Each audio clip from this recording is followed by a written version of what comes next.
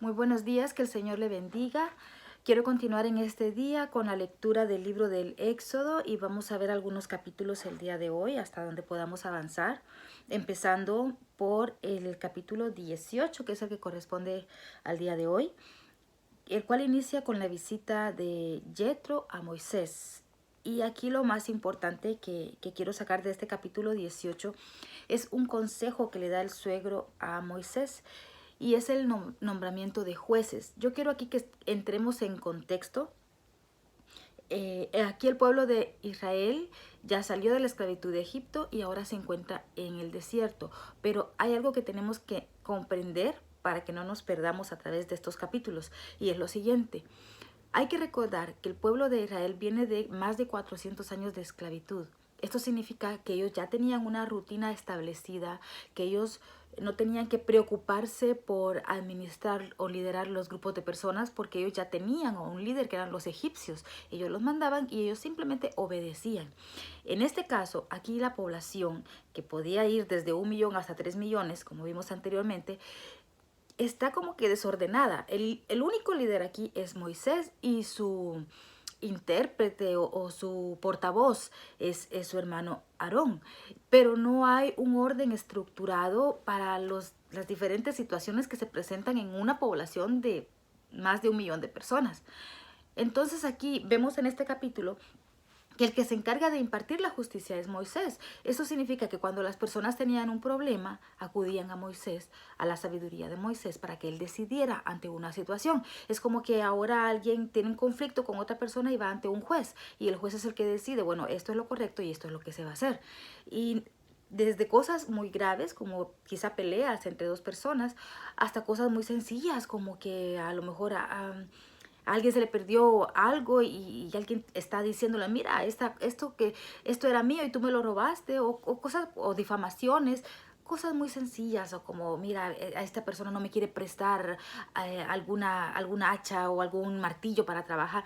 Cosas que parecieran sencillas y cotidianas en la actualidad, pero que para ese entonces eran situaciones que había que resolver. Recordemos nuevamente que el pueblo de Israel sale de la esclavitud y sale de una costumbre durante generaciones. Entonces ahorita ellos empiezan a crear un cambio de mentalidad y eso es lo que Dios pretende hacer durante el paso por el desierto con el pueblo. Entonces, dice que Moisés se sentaba desde temprano hasta la tarde. Todo el día él pasaba en un lugar y las personas llegaban y le presentaban los problemas. Cuando llega su suegro Yetro, le dice, pero ¿qué estás haciendo? Te vas a cansar demasiado. Entonces le da una sugerencia y aquí le menciona, es donde aparece el nombramiento de jueces. Yetro le dice a Moisés en el versículo 14 del capítulo 18, ¿por qué te sientas tú solo y todo el pueblo está delante de ti desde la mañana hasta la tarde? Más adelante le dice en el versículo 21, escoge tú de entre todo el pueblo varones de virtud, temerosos de Dios, varones de verdad que aborrezcan la avaricia y ponlos sobre el pueblo por jefes de millares, de centenas, de 50 y de 10. Ellos juzgarán todo asunto pequeño, así aliviarás la carga de sobre ti y la llevarán ellos contigo. Si esto hicieres y Dios te lo mandare, tú podrás sostenerte y también todo este pueblo irá en paz a su lugar. Desde aquí ya se inicia algo que es el concepto de los jueces. Hay un libro que se llama Jueces, lo vamos a ver un poquito más adelante, pero vemos que el concepto está naciendo desde acá. Personas que se encargan de liderar, personas que se encargan de organizar, personas que se encargan de administrar las diferentes situaciones que se van dando en la población, cosas normales entre los seres humanos. Pero lo único que yo quiero establecer aquí es que recordemos la situación de la cual viene el pueblo. Viene de ser esclavo, viene de tener ciertos lineamientos, ciertas rutinas, mientras que ahora están empezando a organizarse como una nación. Recordemos que fue una pequeña familia de 70 personas las que entró en Egipto 400 años antes, pero que ahora ya son más de 1 millón de personas, hasta 3 millones se cree que pudieron haber sido, que están en el desierto y que necesitan empezar a organizarse como una nación. Eso es lo que está sucediendo en el desierto, en esta situación en la que nos encontramos actualmente. Y este fue el consejo que le da el suegro a Moisés. En lo que diríamos en términos administrativos, le está diciendo que tiene que delegar. escoger personas adecuadas para que le ayuden a ejercer la administración de la población.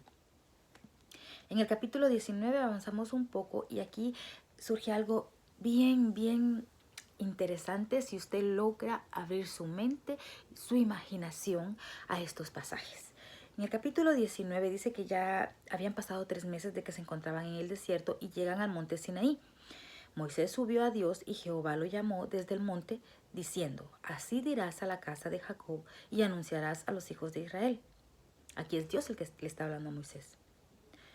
Vosotros visteis lo que hice a los egipcios y cómo os tomé sobre alas de águilas y os he traído a mí. Ahora pues, si diereis, mira, aquí hay una condición. Ahora pues, si diereis oído a mi voz y guardareis mi pacto. Tenga eso en mente, está dando una condición. Vosotros seréis mi especial tesoro sobre todos los pueblos, porque mía es toda la tierra. Y vosotros me seréis un reino de sacerdotes y gente santa. Estas son las palabras que dirás a los hijos de Israel. Entonces Jehová dijo a Moisés, he aquí yo vengo a ti en una nube espesa, para que el pueblo oiga mientras yo hablo contigo, y también para que te crean para siempre. Después dice que Moisés le dice al pueblo que se santifique porque al tercer día Dios se iba a presentar ante todo el pueblo. O sea, iban a poder ver su presencia. Aconteció que al tercer día, sigo en el capítulo 19, aconteció que al tercer día, cuando vino la mañana, vinieron truenos y relámpagos y espesa nube sobre el monte y sonido de bocina muy fuerte, y se estremeció todo el pueblo que estaba en el campamento. Y Moisés sacó del campamento al pueblo para recibir a Dios, y se detuvieron al pie del monte. El versículo 18 dice, todo el monte Sinaí humeaba, porque Jehová había descendido sobre él en fuego, y el humo subía como el humo de un horno, y todo el monte se estremecía en gran manera. El sonido de la bocina iba aumentando en extremo. Moisés hablaba y Dios le respondía con voz tronante. Más adelante, mire, en el capítulo 20, en el versículo 18, oiga lo que dice, o léalo en su Biblia. Todo el pueblo observaba el estruendo y los relámpagos y el sonido de la bocina y el monte que humeaba. Y viéndolo el pueblo temblaron y se pusieron de lejos. Y dijeron a Moisés, habla tú con nosotros y nosotros oiremos, pero no hable Dios con nosotros para que no muramos. Y Moisés respondió al pueblo, no temáis, porque para probaros vino Dios, y para que su temor esté delante de vosotros, para que no pequéis. Entonces el pueblo estuvo a lo lejos, y Moisés se acercó a la oscuridad en la cual estaba Dios. Mire lo que quiero yo aquí. Yo espero que usted logre imaginar esta escena. Está la gente en el desierto. Moisés le dice a todo el pueblo que Dios se les va a presentar, y efectivamente así lo hace. El pueblo puede ver la presencia de Dios. No lo ve cara a cara, pero puede ver su presencia. ¿Y de qué manera está descrito aquí, o de qué manera Moisés lo describe al momento de escribir el Éxodo? Describe como que había un monte humeante, describe fuego, describe trueno, sonido de bocina, describe algo fuerte. La presencia de Dios era algo que definitivamente se dejaba estremecer. El monte temblaba, humeaba, el monte Sinaí. ¿Y qué sucede aquí? Moisés no tenía miedo, pero el resto de la población sí. Y entonces le dicen, en el capítulo 20, versículo 18, el pueblo observaba de lejos los truenos, los relámpagos, el estruendo, el sonido de bocina, el monte que humeaba. Y entonces temblaron y se pusieron de lejos. Fue decisión propia del pueblo quedarse lejos. Y le dijeron a Moisés, habla tú con nosotros y nosotros oiremos, pero no hable Dios con nosotros para que no muramos. Mire, yo no sé si usted logra rescatar esto, pero es lo que yo entiendo acá. Dios se quería manifestar ante todo el pueblo, no únicamente ante Moisés. Dios mismo le dice a Moisés que reúna a todo el pueblo porque en 3 días se iba a presentar ante ellos. Pero ¿qué sucedió? El pueblo tuvo miedo. Entonces le dice, no, escogió el camino más fácil. ¿Cuál era el camino más fácil?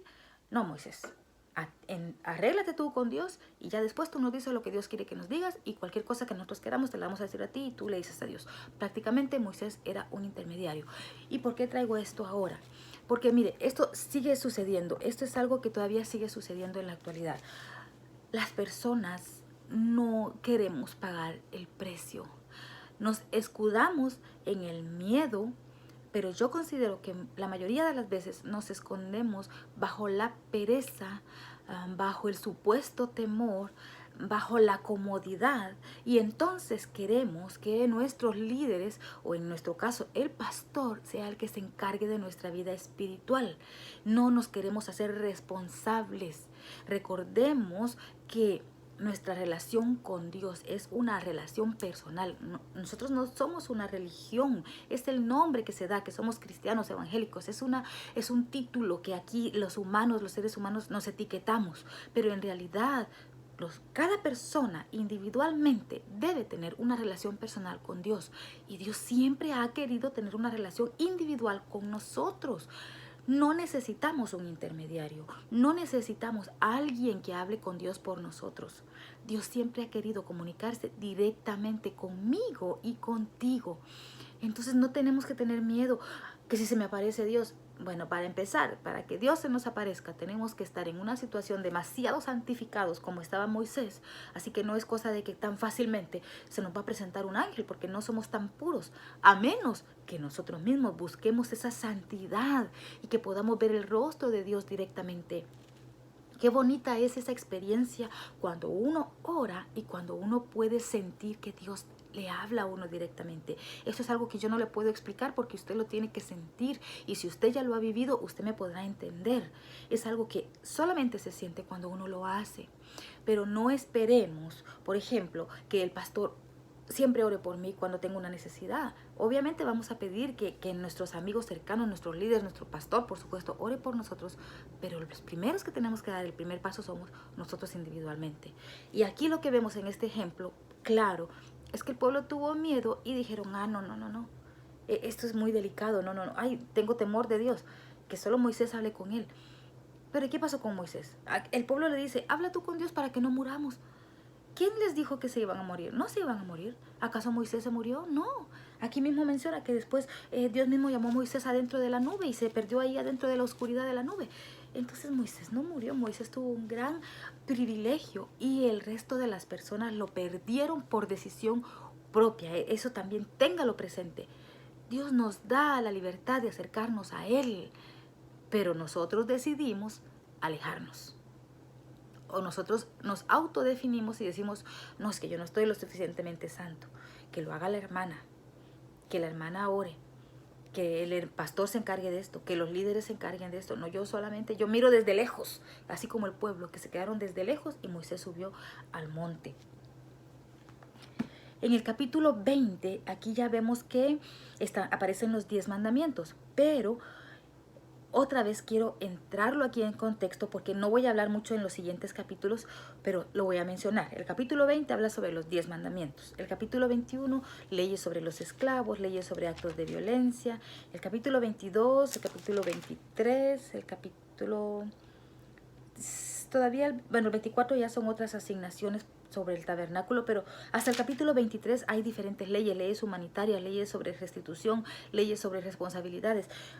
Quiero resumir estos capítulos de la siguiente manera para que entendamos el contexto y no que necesariamente lo entendamos versículo por versículo, porque aquí aprovecho y repito nuevamente, este no es un estudio profundo de las escrituras. Lo que yo pretendo es que usted tenga una noción de lo que está leyendo y que comprenda lo que está leyendo, porque si no se va a aburrir y va a dejar de leer. Estos capítulos de lo que nos están hablando, empezando por los 10 mandamientos que están en el capítulo 20, nos están hablando de las leyes que Dios le da a Moisés en el monte Sinaí. ¿Y por qué le da estas leyes? Recuerda que le decía al principio que el pueblo había salido de una costumbre durante más de 400 años, pero acá en el desierto se está empezando a formar como una nación.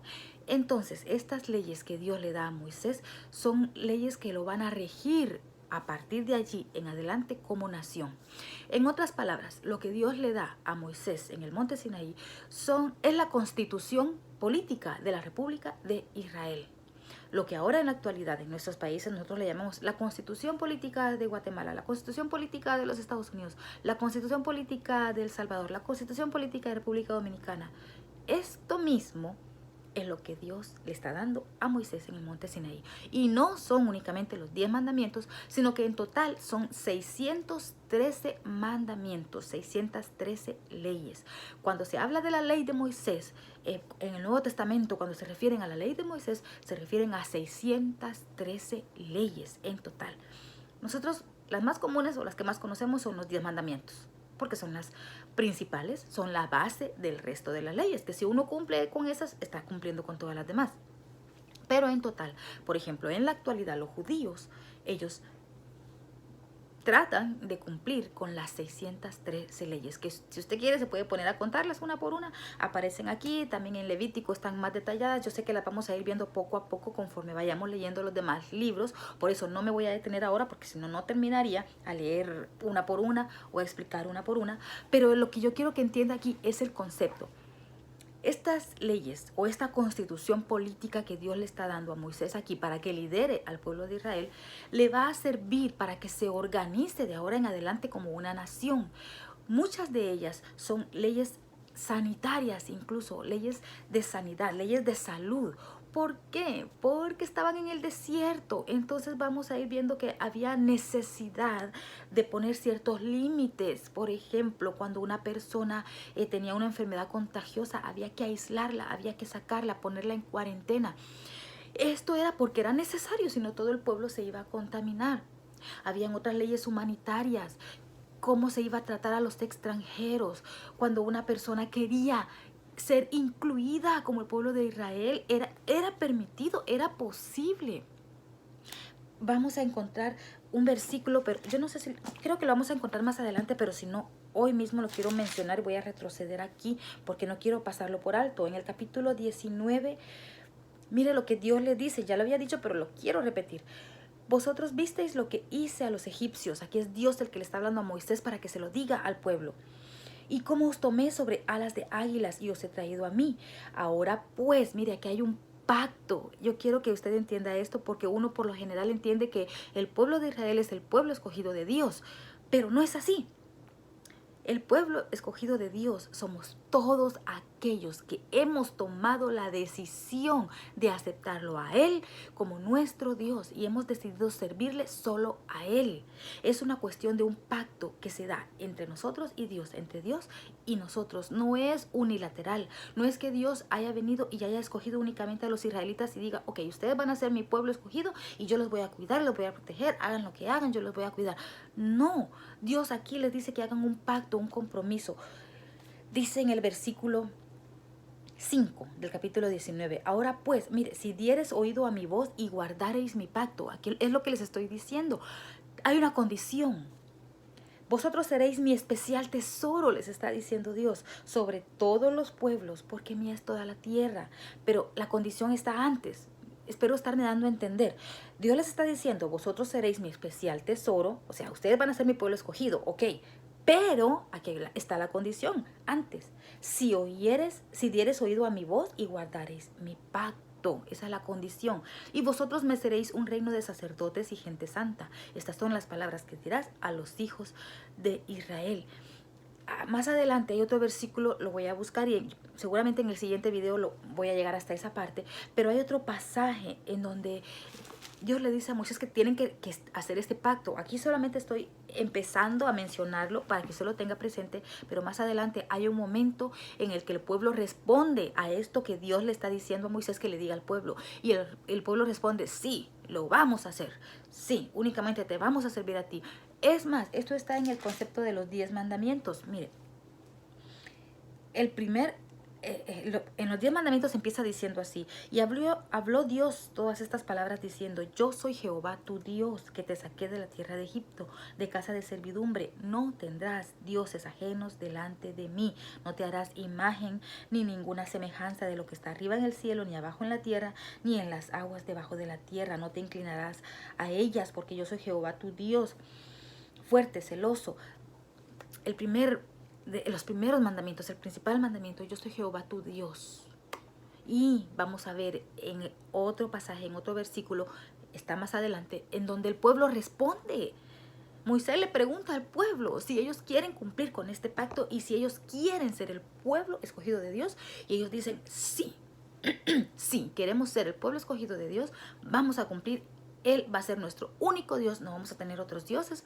Recordemos que ellos vienen de una mentalidad politeísta, porque vienen de Egipto, y en Egipto adoraban a muchos dioses. Entonces ellos estaban expuestos a esa cultura. Es importante que tenga esto en mente para que derribemos esos conceptos preconcebidos que tenemos. Esto me pasaba a mí y yo sé que le pasa a mucha gente. Tenemos la idea, tenemos el concepto, el pueblo de Israel es el pueblo escogido de Dios. Y creemos, bueno, voy a hacerlo de forma personal, porque era lo que yo creía. Yo creía, cuando yo vine a este país, yo tenía en mi mente, yo no sé cómo, pero yo tenía inculcado en mi mente que el pueblo de Israel eran personas especiales. Eran personas que tenían algo divino porque Dios las había escogido. No sé cómo, les soy honesta, no sé cómo, pero esa era la idea que yo tenía.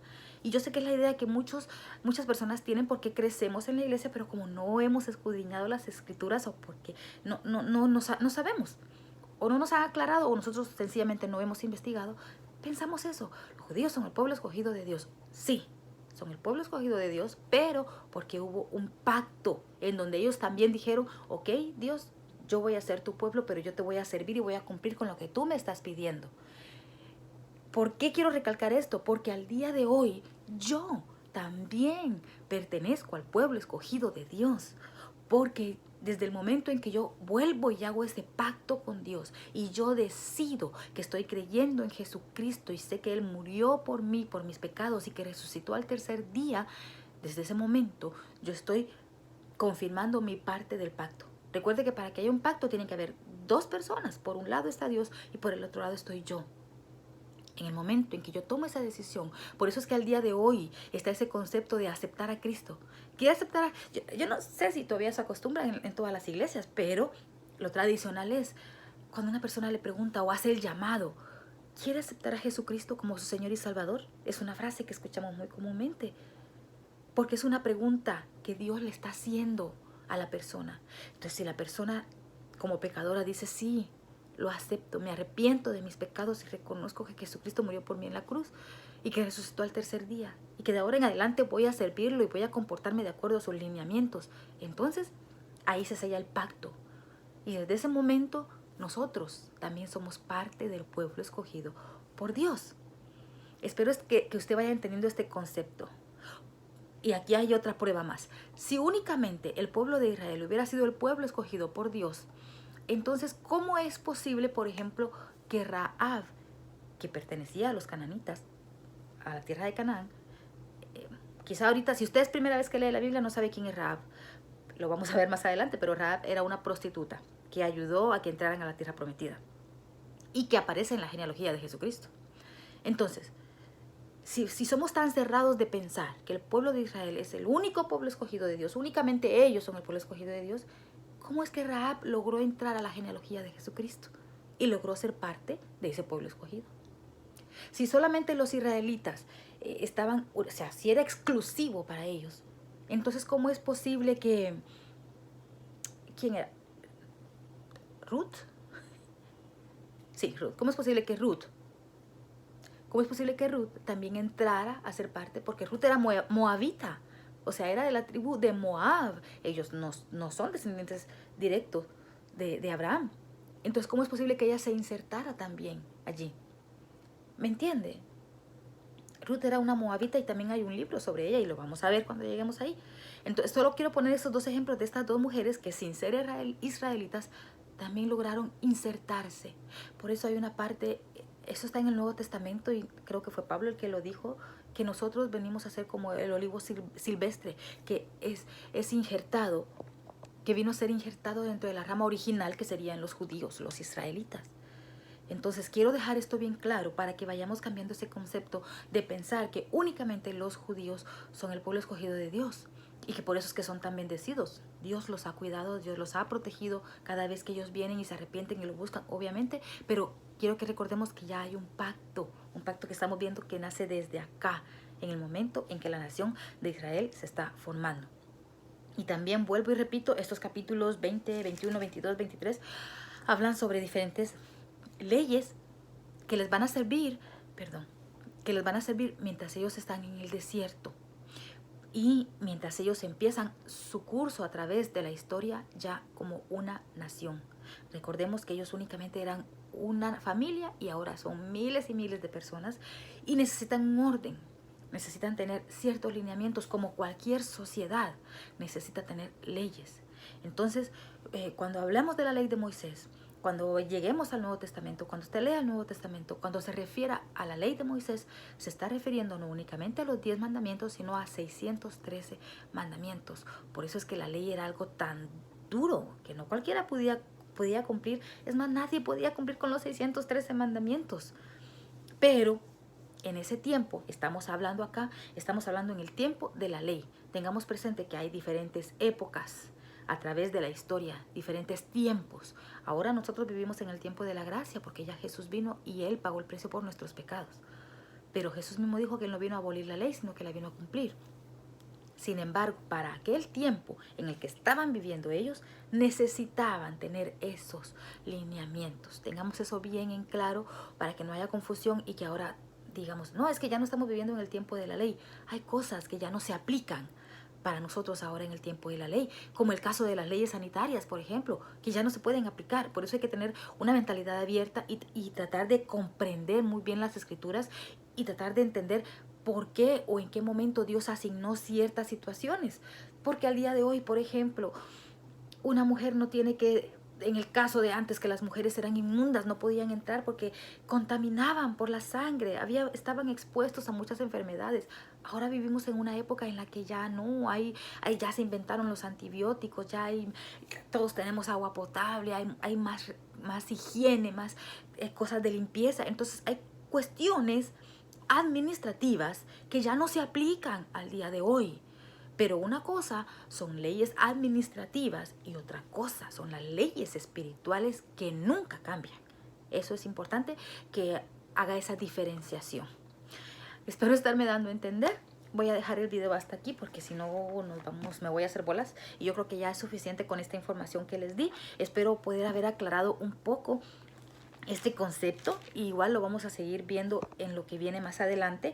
Creo que ahora lo que sigue va a ser la construcción del tabernáculo. Así que al día de hoy vamos a quedarnos, a ver, empezamos con el capítulo 18, vimos un poco del capítulo 19 de Israel en el Sinaí, el concepto de los 10 mandamientos, lo que les comentaba sobre las leyes sobre los esclavos, capítulo 21, leyes sobre actos de violencia, leyes sobre restitución, leyes humanitarias, leyes de los amos y los dueños. Todos estos son lineamientos de cómo tenía que comportarse la gente porque tenía que haber un orden que antes no existía. Estaban todos en el desierto, salieron, ¡pum!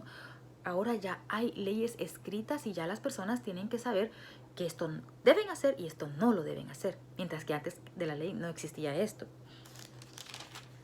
Así que vamos a quedarnos hasta el capítulo 23. En el próximo... Mire, voy a terminar con esto en el capítulo 24. Capítulo 24 y versículo 15. Con esto voy a terminar el video. Con esto estoy recalcando lo que dije al principio. Entonces Moisés subió al monte, y una nube cubrió el monte, y la gloria de Jehová reposó sobre el monte Sinaí, y la nube lo cubrió por 6 días, y al 7º día llamó a Moisés de en medio de la nube, y la apariencia de la gloria de Jehová era como un fuego abrasador en la cumbre del monte a los ojos de los hijos de Israel. Y entró Moisés en medio de la nube y subió al monte, y estuvo Moisés en el monte 40 días y 40 noches. La apariencia de la gloria de Jehová era como un fuego abrasador. La apariencia, así era como lo miraba el pueblo. Cuando Moisés subía allá en el monte, miraban esa nube y para ellos era como un fuego. Por eso tuvieron miedo. Pero esa era la apariencia. No está diciendo aquí que la gloria de Dios era fuego, porque entonces Moisés hubiera entrado y se hubiera quemado. Era la apariencia. Así era como el pueblo miraba a esa nube allá en el cielo de lejos, donde Moisés entraba. Por eso tenían miedo.